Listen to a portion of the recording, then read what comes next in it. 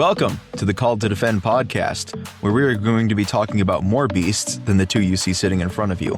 I'm Caleb Elliott, and this is Josh Davis. Josh, how you doing? I'm surprisingly not tired based on the time we're recording this.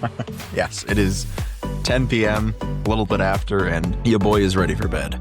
But I do have Moe's, and that's exciting. Yeah. Honestly, the ideal time probably would be for us like morning or like afternoon, but we just can't do that. So this is the last episode of us going through passages of this theme / word study that turned into a theme, because we should have done it more as a theme, but we didn't. Well, we got there eventually. All right. And so we're going to say this at the beginning, and at the end, we put a post out earlier too, that on the 15th, we will be doing one more episode where we're not actually going through all the passages. We're going to be giving you guys the opportunity to send in any questions you might have regarding anything we've talked about, or things that you would like us to look into regarding this theme. Maybe it was a passage we haven't looked at. Maybe it's clarifying a passage that we have looked at. Maybe it's just something else regarding this term. And so we'll be putting out community posts frequently for you guys to leave comments under. You also can email us if you want to email me directly so I can see it quicker. I'd be jdavis116@calltodefend.org. That's the quickest way for me to get a hold of those, and then we will go through those in our last episode for the Chaos Waters. If no one does that, then we'll just do a reflection episode still. But we would love to do a question response one, because it would give us a chance to engage with you guys more. So feel free to send those in. So we are in Revelation, which is where we get Abuson, which I don't know why it took me so long to figure this out, that the root was buso. Yeah. Which means deep waters. I don't know why I just didn't process that. When it was sitting in front of me, I'm looking at my software every single time we do this, and I just did not process it. It was right there. But this is the most appearance in the New Testament. It's a total 7 times for the for the Revelation. We're not just going to be looking at that. We're going to be looking at Thalassa a little bit as well, which appears a whole lot more. 26 times. Yes. We're not going to do all 26. We're going to do a few key passages. Ones that especially call back on some Old Testament stuff, that we can use some Old Testament to help us understand this, or just see how they're playing with the same language. Then we'll just move on from there, and we'll see the finishing of the narrative regarding chaos and water and the sea, and what that will look like within this book of Revelation. But first, I said this last time, if you have any other new ones you want to add to this, Revelation, I think, leaves a weird taste in people's mouths, where on one hand, we see all this crazy prophetic apocalyptic Jewish literature and language, and of which we bring a modern conception of apocalypse to it, of apocalypse meaning Armageddon and destruction, of which you get some of those things in here. You do get judgment, but that's not what apocalypse means in Greek. Refers to the unveiling, the revealing of something. And it's supposed to be more of a, yes, here's things are happening, but it's a hopeful thing, is telling of when or how the very thing the biblical authors have been writing about that we're longing for will be fully realized. That there is the new creation coming, that we return back to Eden. We return to that Genesis 1 idyllic state and Genesis 2 state, but there will no longer be chaos. I don't know if there's any other new ones you want to add to that regarding the book itself or the Greek word for apocalypse. No. I the only thing I'd tack on is I would say, if you're going to read through Revelation, you need context before it. Which, duh. But I would recommend the book of Ezekiel, the book of Joel, which is not one that people often talk about. Huh? So the prophets. Yes and no. Yeah, you don't, like, for example, I love Hosea. You don't need him to understand Revelation. Right? Like, there are parts where it certainly could apply, but I would argue you need to read Joel before you read Revelation. Yeah, I would think that Zechariah is another one. You pretty much need to read about at least half the prophets and the Torah. Zephaniah as well. Yeah. To start to get a better grasp on Revelation, and then tacking on New Testament teachings as well. I would read Matthew specifically. I feel like sets it up pretty well, because he's kind of that bridge between the Jewish Old Testament and the not quite Gentile, but like welcoming in the Gentiles in the New Testament. And John plays with both in Revelation. There's, as you said, there's a lot of Jewish writing, but there's also some Gentile writing. There's some Greek philosophical ideas that find their way into Revelation. So I think if you're going to do that, I would read Matthew, um, as he gives that sort of bridge, I guess is the best Yeah. word for it. We talked beforehand too that because Revelation just has so much there, especially where we're starting like in the middle of a whole bunch of stuff that's happening.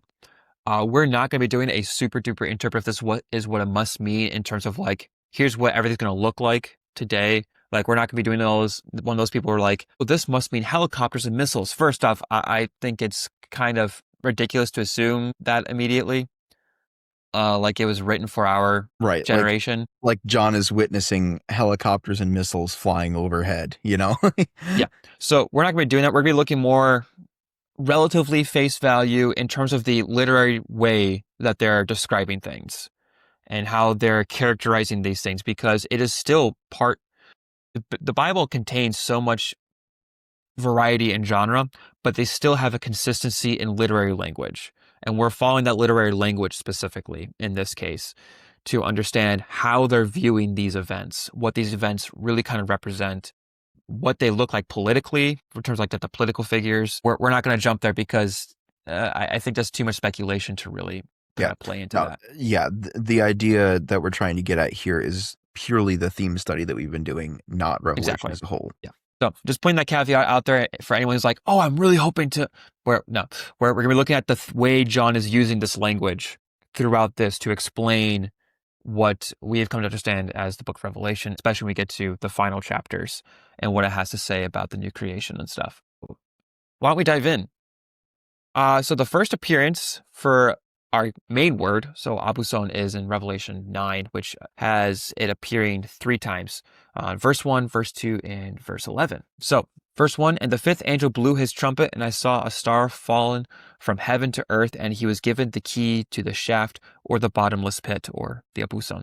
He opened the shaft of the abuson, and from the shaft rose smoke like the smoke of a great furnace, and the sun and the air were darkened with the smoke from the shaft. Then from the smoke came locusts on the earth, and they were given power like the power of the scorpions of the earth.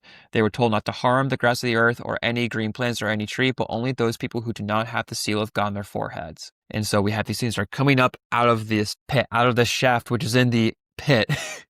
So I find it curious they use the word shaft there. Yeah, this is the ESV presently. Because, and I'm looking also at the NIV, and it also says shaft. The word there, phreatos, it's more, it's interesting that I get that they don't want to say the pit of the pit, but it's generally more of a pit. It's more of a well. Yeah, it's the well within the pit. Exactly. So I get they don't want to say the pit of the pit because that wouldn't make sense. But I mean, you have a perfectly good word there in abyss, you know, or like even if you wanted to use the word depth, right? You could have done that because that's what abuso can mean as well. It's either abyss or it's depth, which of course in the Old Testament in various places like Jonah we see as the word pit.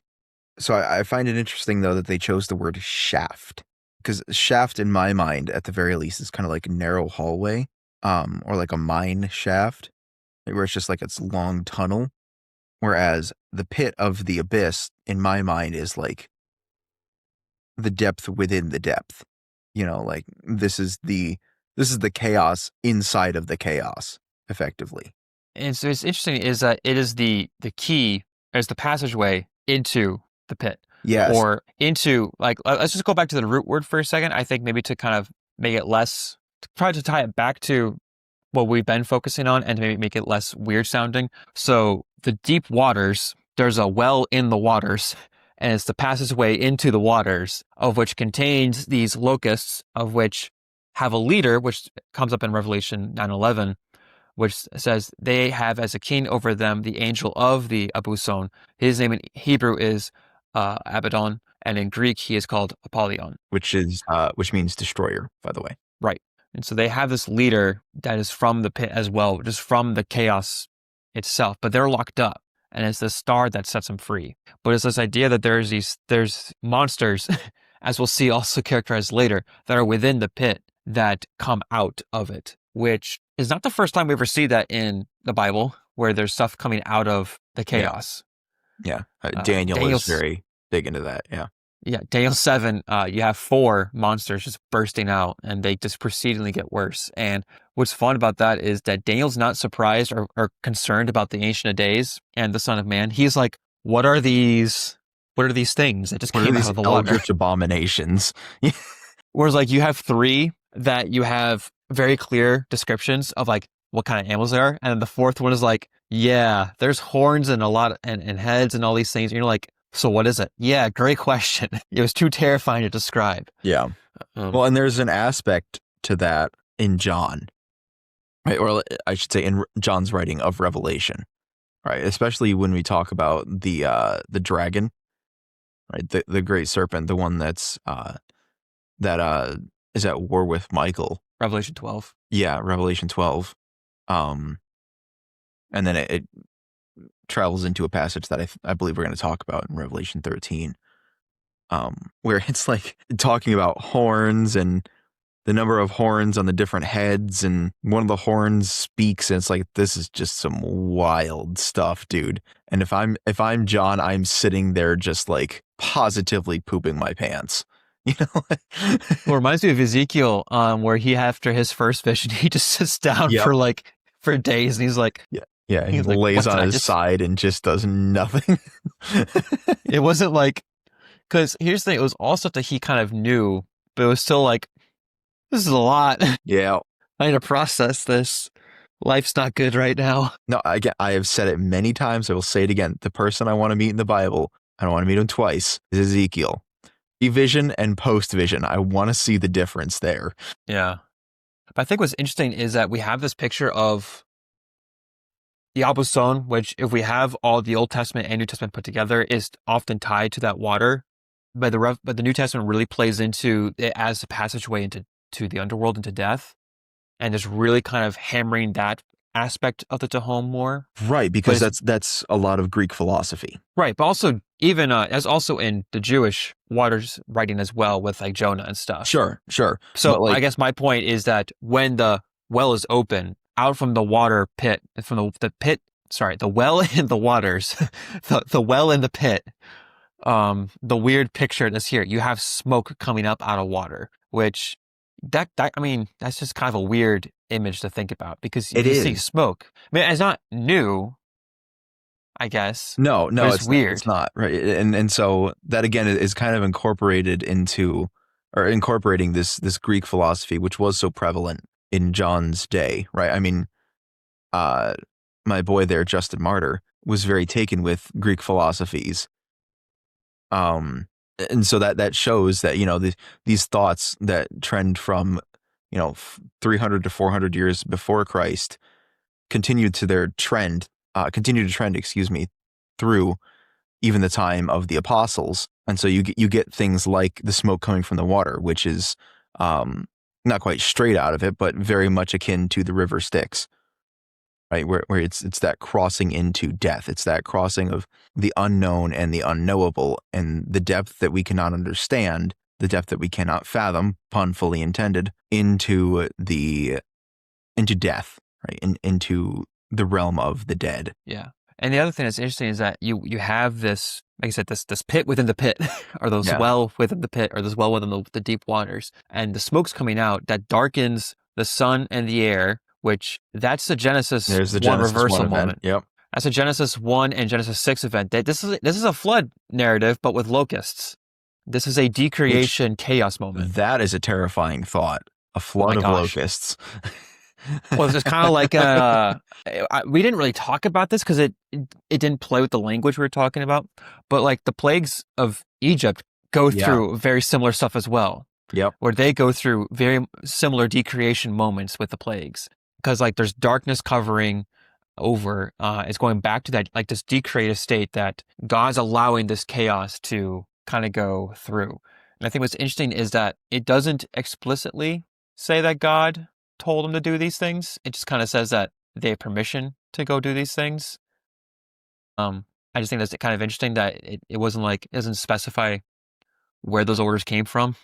Yeah. But we know that God's allowing this to happen as he's allowed before, like as you've kind of talked about that quote where the things that they desire we're going to get good and hard. Oh yes, The H.L. desire for Mencken. chaos, the desire for separation from God. And this is like God's final moment of like, you want, well, not his final moment, but one of his moments in this picture here is like, you want this, here you You go. got it. You really want what this thing will do to you. Well, here it is. And so you have bursting out of the waters, out of this well, you have their leader and who the destroyer, and you have the locusts, which I think most commentaries I've gone through, they anticipate this being like more demons slash fallen angels.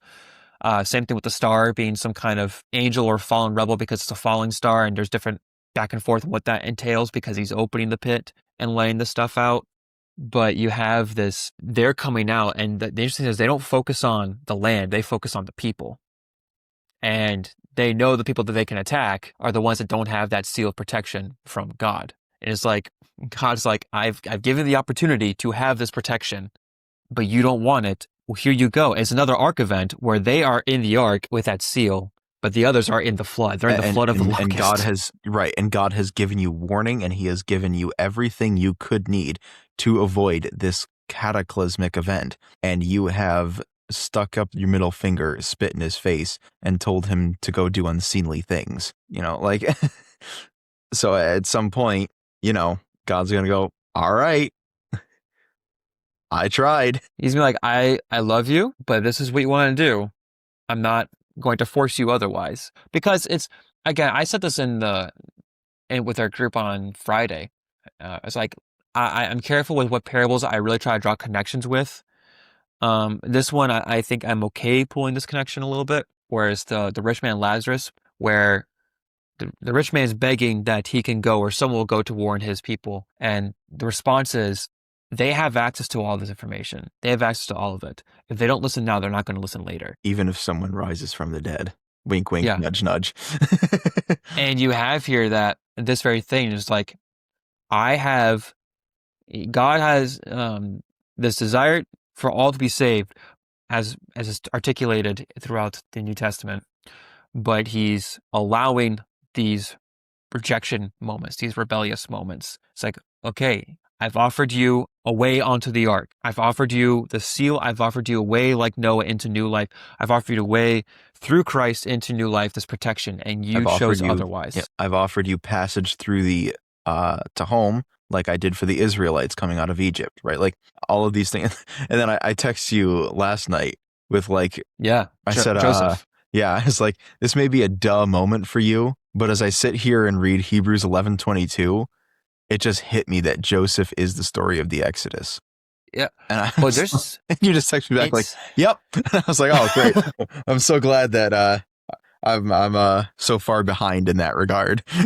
I don't think it's so far behind. It's one of those things where there's moments where things are very explicit. Yeah. Like the Exodus is extremely explicit, but you have that there's things that come after that echo back to Exodus, and there's things that are leading up to it. They're following that same narrative. And then Genesis has more explicit stuff. So when we think of like the Exodus, we're not thinking of like everything before Exodus because it's called the Exodus. And right. Most of the New Testament focuses on that specific moment regarding the Exodus than does on Joseph. And so I don't think there's behind the ball on that. It's just even the biblical authors focus more on the Exodus moment because that is, I like how one scholar I was reading put it.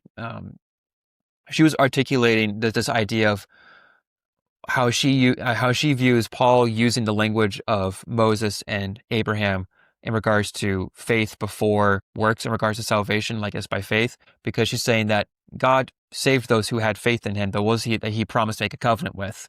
They've already been saved. It is later that he then gives them the commands of how to uphold the covenant or how to live out that covenant. But they were saved and delivered before that covenant or that those laws came about. And she said, like, even when people want to say, look at Moses, you have the first 30 plus chapters that literally show that it was not works that saved Israel from this or not delivered them. If you're going to use that as an archetype for saying works are what save you.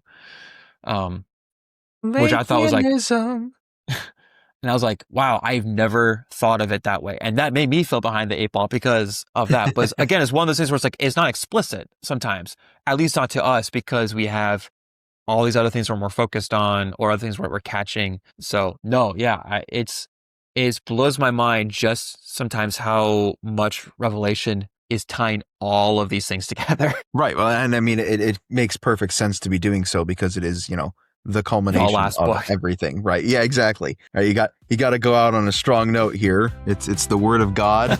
It's, everything has come up to this moment. You can't drop the ball. And John certainly doesn't. Yeah, no.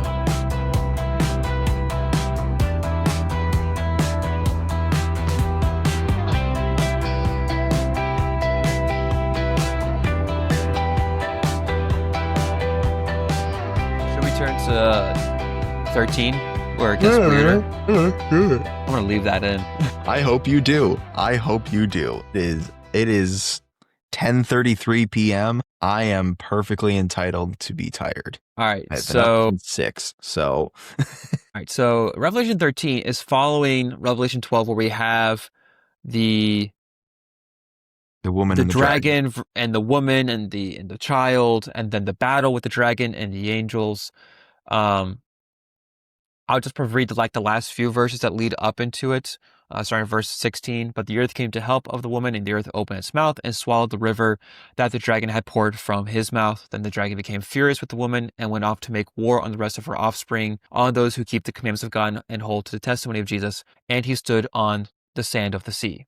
Then we get to chapter 13, verse 1, where John says, "And I saw a beast rising out of the sea." So we have a second beast now. We have a dragon and we have this beast with 10 horns and 7 heads and 10 diadems on its horns and a blasphemous names on its head. And the beast that I saw was like a leopard, his feet were like a bear's, and his mouth was like a lion's mouth.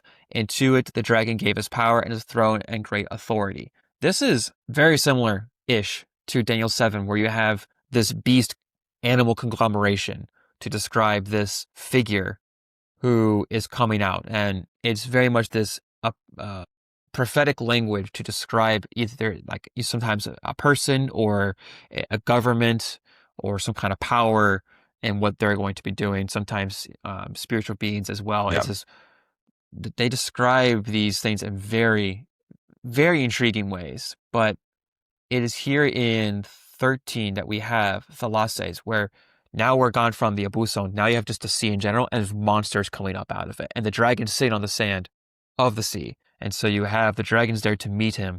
Yeah, and I think it's important to, I'm not saying you did this, but to not abandon what we just talked about in chapter 9, which is the opening of the pit. Right. That is the precursor. That is what allows for this general sea now to emerge into full chaos. Yes. Right. The opening of the pit was to let everything out into the sea. And now that everything is out into the sea, they're going to start coming out of the sea, right? They're going to start now that the seal of chaos, I guess, has been broken.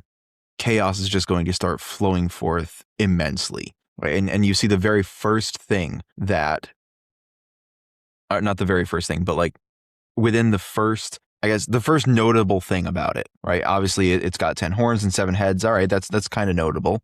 10 crowns on its horns. All right, makes sense. On each head, a blasphemous name. The first real characterization of this thing, not physical description, but an actual characterization of this thing is blasphemy. Because blasphemy is a rejection of God, who is order, who is love, who is life, who is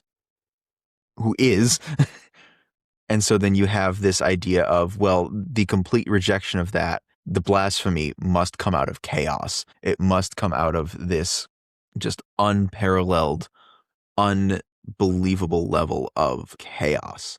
For anyone who's curious of like at least the Greek technical definition, if you want to add extra nuance to this, you're welcome to. But I'm reading from the LSJ and BDAG. Word of evil omen, profane speech, defamation and slander, irreverent speech against God and blasphemy. And then BDAG, reviling, denigration, disrespect, slander, to revile, to defame. It's not even just like rejection. It is a an attack on that Right. person in this rejection. Yeah. So the word there, blasphemias, excuse me. Obviously blasphemy, right? It's basically the same word. It's a transliteration into our language. Right. But it strongly is as it's a strong connotation of like abuse. Like this is not just, somebody taking the Lord's name in vain, as bad as that is. This is something much more sinister, much more malicious, much more angry in its nature, right? And so it's difficult for us to really kind of conceptualize what exactly that means, right? Because on each had a blasphemous name, right? What is a name that abuses God, right? It's difficult for us to conceptualize that, but we have to understand, obviously, there's a lot of poetic language here. There is a lot of Jewish thought in this. I would say in this particular section, there's a lot of Jewish thought, right? We talked about the connection here to Daniel 7, how it's basically almost identical, really, when you're looking at it, especially when you're talking about the horns and the heads and the crowns there. This is supposed to be kind of that parallel back to Daniel, where it's saying, hey, remember all of these chaotic monsters, and remember all of these evil and vile things that they represent, and how, Babylon, the exile to Babylon, plays a part into that, and how that was really kind of, how that was, once again, a sort of decreation event, and we returned back to the state of chaos in the wilderness. Remember all of that, and now remember, who Nebuchadnezzar was and how he, in many ways, profaned God and spoke out against God and blasphemed and abused God in that sense. But don't forget who got the last laugh, right? Don't forget who wins in the end. It's not Nebuchadnezzar. It's not going to be this beast, right? It's God. I do get a kick out of verse 4, though, with people worship the dragon because he had given authority to the beast, and they also worship the beast and asked, who is like the beast, who can wage war against it? Well, that question will be answered, guys. Don't worry. It's not even going to be God. It's going to be a creature lower than God that the beast cannot contend with. Right? A being of, if we're power scaling, not even in the same, 1 billion orders of magnitude of God. That's who. I think is interesting is John plays with the sea in sometimes just as a geographical location a little bit, like describing where the angels are standing over and how it's the east and the west and like all these kind of things. But then he also plays heavily into this Exodus language, like you have the sea becoming blood, like the river did in Egypt, or you have like monsters coming out of it like it did in Daniel, or like things are coming out of it that are bringing up the darkness as it did in Genesis 6 or the pre-Genesis 1. And John is revving up all this language because there's it's toward the end that we'll get to see where there's a verse where he very specifically uses a choice word to describe how everything will turn out. And he's building it all up as he turns sea from just a general thing to here's a product of the Exodus curse, to here is it now becoming a source of where the chaos is coming from, to this is a weapon now, and all these things of like he's revving up this language for describing the fact that chaos is coming, but the one who reigns over all is going to wipe it all out, which I think is really, really brilliant on John's part by the guidance of the Holy Spirit. It's that divine and human author, where the divine author is working through the human author, and he's chosen this human author, but it's the divine author still guiding him and writing these things, and it's really, really, really intriguing just to see how they play with this language.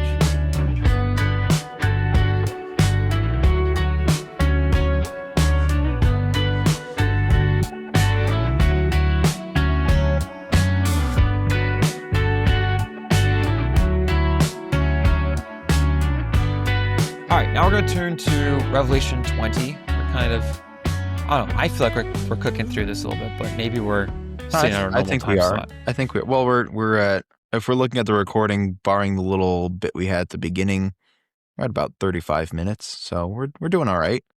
Okay, so we're on track. I feel Yeah. like we're going through it faster, but I guess not. Well, because I think part of us is worried that we're going to miss something because there is so much here. Well, yeah. But we also have to realize that we have been talking. I almost said we have been in the abyss for. We have been talking about the abyss for almost 2 months now. So we've You covered points doubted pretty me. well. You doubted me when I said this could take us a while. I didn't doubt you. I didn't think it would take this long, but I wasn't like, no, we're going to get through it in like 2 sessions. I knew it was going to take us like at least a month, and I was thinking more a month and a half. It's been a little longer than I had thought, though. Yeah. Which is good. I've enjoyed it. Yeah, me too. Yeah, so, okay. So we'll start in verse 1. I'm going to read through verse 3, because at least from my translation, it's the end of the paragraph, and we can talk about those things. I'm looking at a Greek Bible, dude. There is no. I'm looking at an here. English Bible, so you can just deal with it. Yeah, there is no paragraph here. I know. It's just one block. All right, verse 1.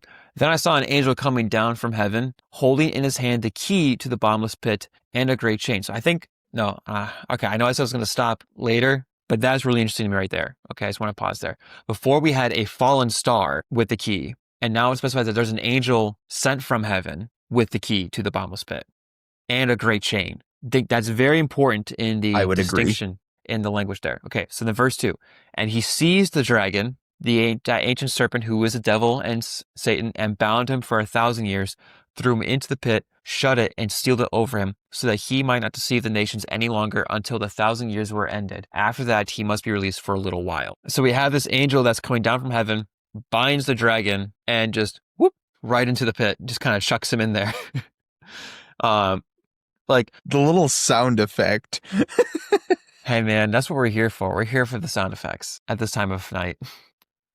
But it's interesting that you have the two different kinds of characterization. At first, you have the star, a fallen star, and they have an angel from heaven. Both have the keys, but one comes to release and the other one comes to lock up and to be bound for the 1,000 years. And it is in that pit that was opened, that the smoke came out of, that Apollyon came out of, that the locust came from, that the dragon is thrown into and is sealed up. And as you said, it is this angel who is like, God just sends an angel to go do it. It's not like he's like, it's kind of like, who can make war with him? Just some angel. not even Michael, right? It doesn't even specify, oh, this is Michael. Nope. Just an angel. Well, it's interesting because before it was like, the beast is like all the stuff, and they're like, oh, the beast, oh, the dragon. So the dragon is the leader of the beast. Dragon's the leader of the beast, and the angel's like, grab, throw, get over here. So you brought up the significance of the angel now having the key, quote unquote. Right? And it's funny, the Greek Bible here that I'm using makes a footnote, and the word klein says used in the New Testament as a symbol of power, authority, etc. And then it gives a bunch of references. One of which is Revelation 9:1, right? Which is one we talked about. I don't believe this is the same being. I don't think that's the claim being made at all here, as in Revelation 9. Yeah, because it seems like John is being very specific with his wording. You have a fallen star. Right. And then this one is an angel coming down from heaven, or coming down from the sky. Like, it's not like he's described as he's fallen. It's not described that he's corrupt. Like, he's just coming, and he's coming to bound the dragon, which seems to be a very important distinction that John is making between the two. That is not to be mistaken. Definitely. And so I find it interesting then that this idea of a fallen star, right? Fallen. We kind of briefly mentioned how it's likely then, not likely, but it can be interpreted as, and personally I would say it is, but it can be interpreted at the very least as a fallen angel, right? A demon, for lack of a better word. Actually, I think fallen angel is probably a better term, honestly. I like spiritual rebel sometimes. Right, yeah. Right, but regardless, right? This being that is sent by God to open chaos. But that's not how the angel in Revelation 20 is described. he is described as being coming down out of heaven, not falling, not being even sent necessarily, but just coming down out of heaven. Like essentially he's coming to take out the trash, right? Like he's coming to do cleanup duty. The Drake chains the trash bag and he just puts it over the dragon's head Exactly. and like ties it up and whoop. Exactly. There's the sound effect Tosses him again. in. I got you. And so I find it interesting, right? This being of chaos essentially, right, opens up the pit, and now this being of God, Order. right, yeah, this being of God, not God's being, but this being whom is in service to God, goes and closes it back up, and it's like, all right, that's going to remain sealed for 1,000 years, right? It's this contrast that he is pinned up, where you have the chaos and you have the order, and ultimately the chaos can do nothing against the order when the time comes. There isn't he wages battle and fights a close fight, and it was really 50-50, but he just barely got the upper. No, it's he goes down, grabs him, throws him into the pit, seals the pit.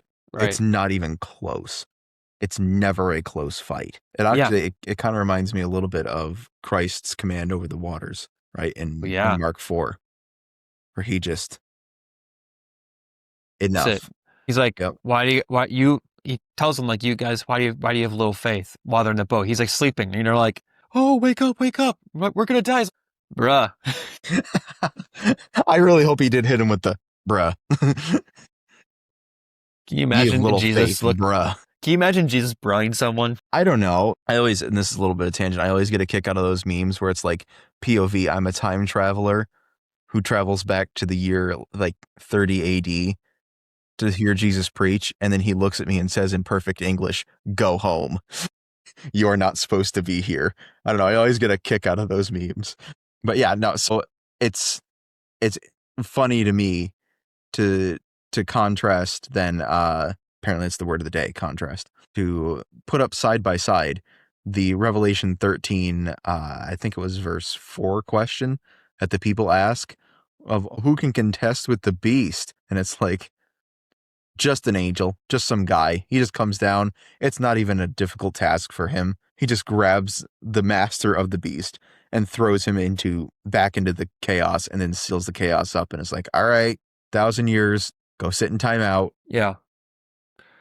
Well, we're not done with Revelation 20, because that Symbolizes appears in 8 and 13. And so 7 kind of reiterates part of what we just read. So it talks about, what we just read says that he must be bound there and then he'll be let out. And then 7 picks up and says, when the 1,000 years are ended, Satan will be released from his prison, so that is the Abuson, and will come out to deceive the nations that are at the 4 corners of the earth, Gog and Magog, to gather them for battle. Their number is like the sand of the Thalassae. And they marched up over the broad plain of the earth and surrounded the camp of the saints in the beloved city. But fire came down from heaven and consumed them. The devil who had deceived them was thrown into the lake of fire and sulfur, where the beast and the false prophet were, and they'll be tormented day and night forever.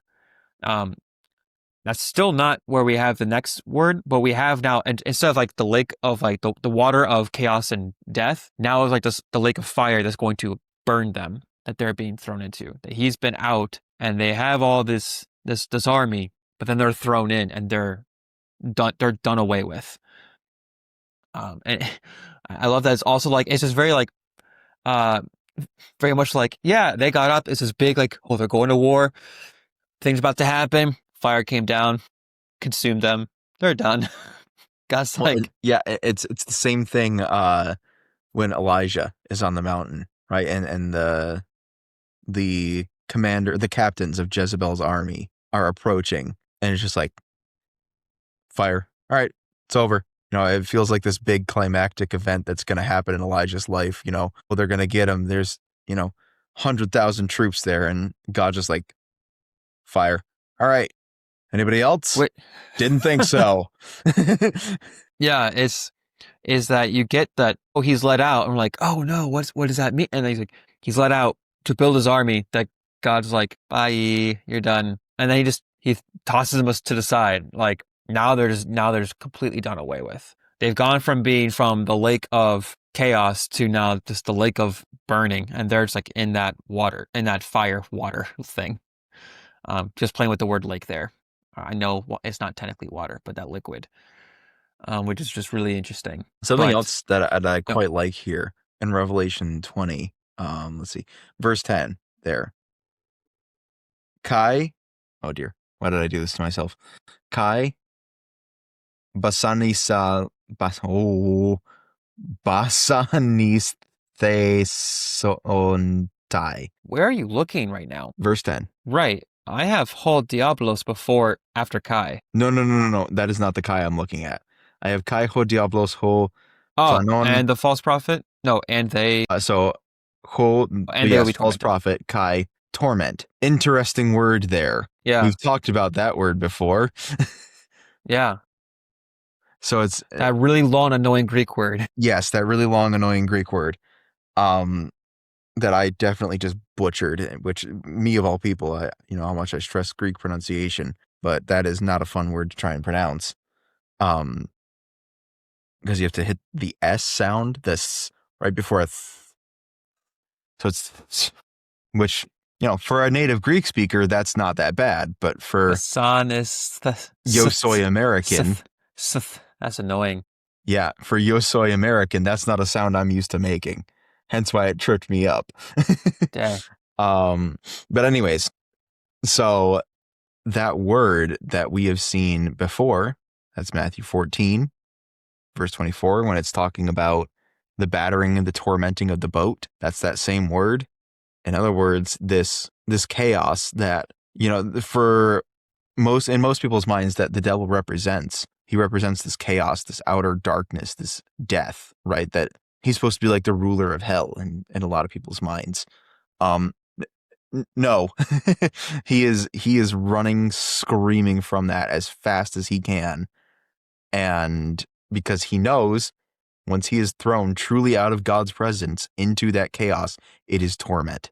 It's like, because if you remember back to Genesis 1, in God's presence there's light, but in the absence of God's presence there's chaos. And Satan has been acting as an agent of chaos, but soon he will be experiencing the chaos for himself, because he will be completely absent of God's presence, as well as the beast and the false prophet and the army. They're like, God is like, because God's omnipresent and like he's in this, our understanding of like how this all works, but like you're outside of his domain, you're outside of his kingdom now. Yeah. You're outside of that, and you're outside of that order and that structure.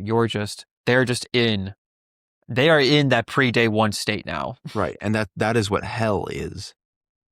Right? People do not understand, right? The lake of fire that they're being tormented in, that is the chaos. That's hell. That's what hell is. You know, people think right now, or people have this incorrect idea that there are beings in hell. Hell is empty right now. There is no one in hell yet. Hell is the final judgment. It is the second death.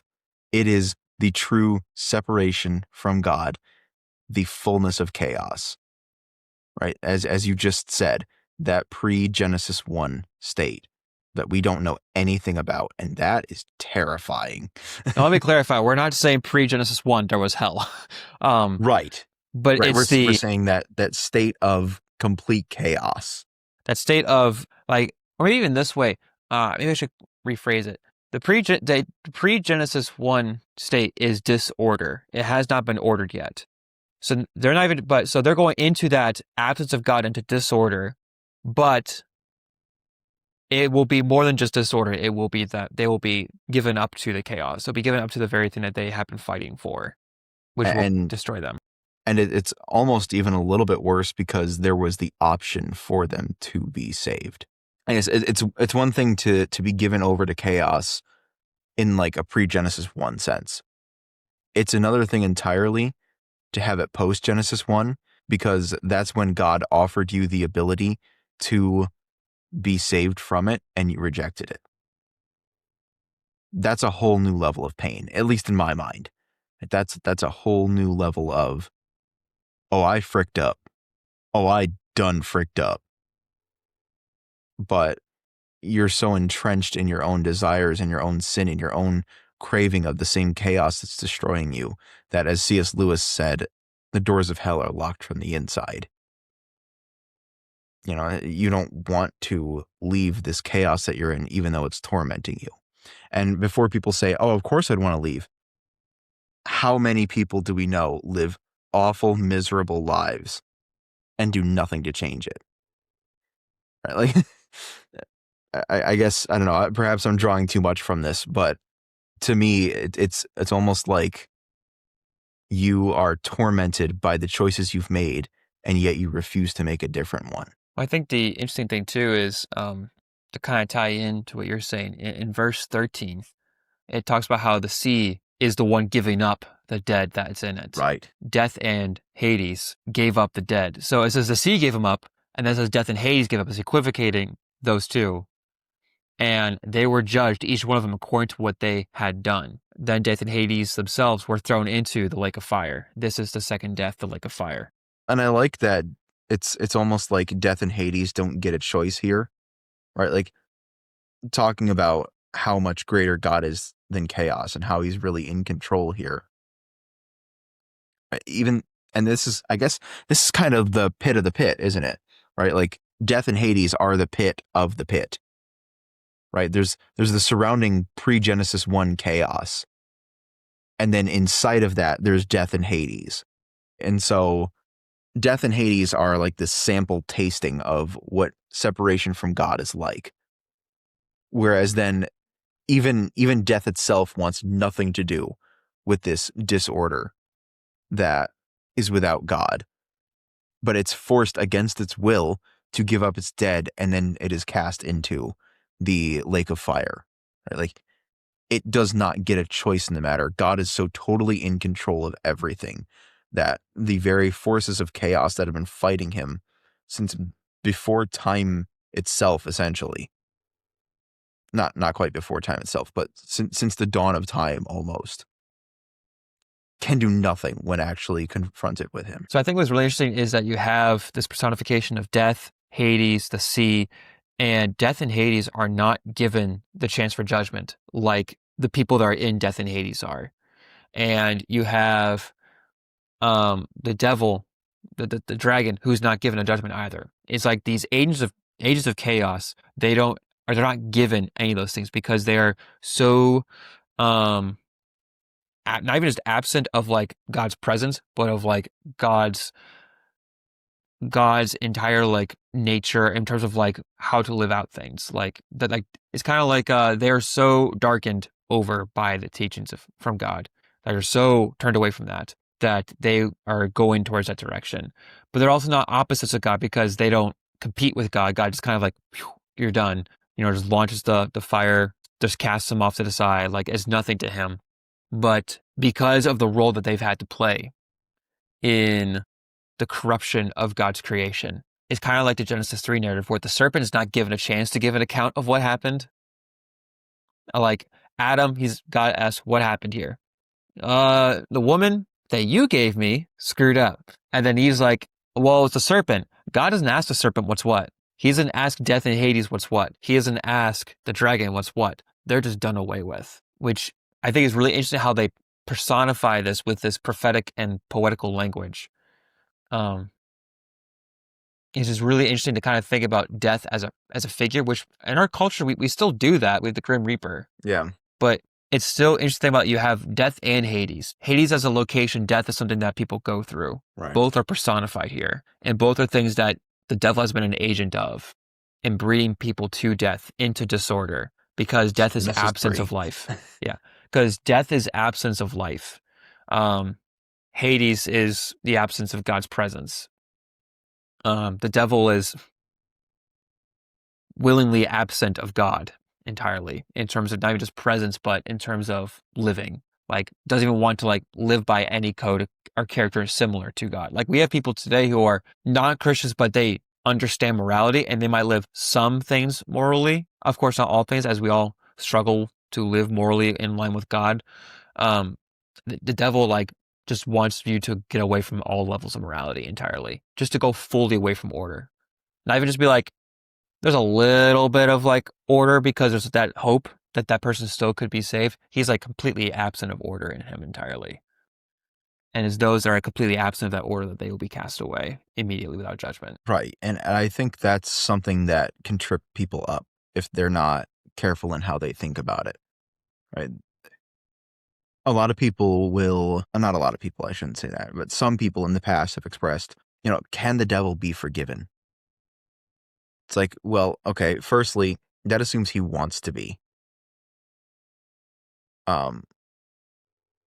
Which that's the entire issue. He does not want to be. The devil does not want to be forgiven. He has chosen, just as you were saying, absolute chaos, and he wants nothing to do with God. Not like how we think of somebody who wants nothing to do with God, right? Like somebody who's just angry at God. It goes so much further beyond that. It goes to the very fabric of the devil's being, right? Whereas somebody who is angry at God might have, and I'm not saying it's justified, but might have a reason. Like, let's say their child dies. That I can understand. I'm not saying it's a justifiable reason, but I can understand why that would make you perhaps angry at God. Yeah, because some people would say, okay, God took my child, or the question of God allowed this to happen. Like there's at least a question discussion to be had. Devil is just purely out of pride and spite. It is fully out of, I just hate him. He didn't do anything. I just hate him. And that's not something you can reason with. That's not something that that's not something that really can be forgiven because it doesn't want to be forgiven. Right? You have to actually ask for forgiveness to receive it. By that I mean you have to want to be forgiven. You have to actually go through the process of looking for forgiveness. Right? If I stab Josh in the leg, and then I try to keep doing it, he's not going to forgive me in that moment because I'm still trying to do it, right? Like I'm still trying to attack him. I'm not seeking forgiveness. I don't want to be forgiven in that instance. It's a crude analogy and it's not the best, but it's suitable to what we're talking about here, where the devil is not looking to be forgiven. He does not want God to forgive him. He wants, as Josh was saying, complete and total disorder. He wants no part of God. Not in the human sense, in a sense of hatred and evil that we cannot fully understand. It is his desire to drag everything back into complete and total disorder. And not even just disorder, beyond disorder. Like, he wants to somehow bring things beyond the pre-Genesis 1 state. Because he knows that if humans are acting in chaos, they will destroy themselves. And therefore there will be no life. And in his mind, that will be, if he cannot be God, that'll be his way of undoing God's human project, is to completely wipe it out. Right.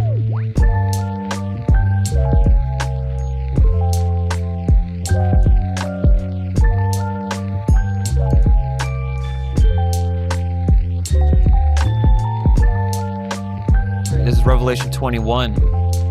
Then I saw a new heaven and a new earth, for the first heaven and the first earth had passed away, and the sea was no more.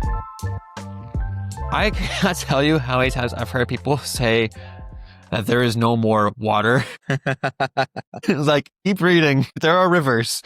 Because John is so specific with his word here. The sea was no more. The sea was just described as being the one housing death, housing the dead. And before that, it's described as the one that the beast comes out of and the false prophet comes out of. And the sea is also equivocated with the Abuson, where the locusts and the polygon come out of. And that there's a undoing, there's the decreation moment, the darkness, the plagues kind of moment. What John is getting at here is what he sees the new creation, the Tahom, the Abuson, the disorder, the chaos water, is no more. There is no more disorder. Disorder is removed. There is just order. God's kingdom does not have disorder. It is completely in order. It is back to that ideal setup. It is not even just tov, like in Hebrew, which means good. It is ma'od tov on like the next level, because now we have God's people who not even just are created by God, but want to be there and are saved by him and they are there, and disorder is gotten rid of. There is the disorder, that presence of chaos is removed. There is no more, that obstacle is no longer an issue. Which, how do you understand that? I don't think we're going to be able to until we get there. But the idea of chaos is gone, is, man. Hasten the day, Lord. And then it continues on to describe the New Jerusalem, which is depicted as this Eden / city / garden / mountain, like all these things and kingdoms, like basically like, this is it. This is the thing that we have been longing for since Adam and Eve had been removed from the garden for their protection, can finally go back. I don't really think there's much more that needs to be said there, truthfully. I think the text speaks for itself, and I think it has to speak for itself there. Because I don't think there's any words that, respectfully, you or I could contribute to it. Man, death will be no more. That passageway to death is no more. The thing that Jesus descends into, as Paul talks about in Romans, and comes back out of, gone. Oh man, all the things coming together are just kind of floating through my head right now. All those things. This is the beauty. There's definitely a place for systematic theology. There's definitely a place for word studies, which word studies I think should be done as a component of theme studies. And of course, there's a thing for expository studies, because you want to get the immediate context. You want to get the archives for like the theology of like things like the Trinity and stuff.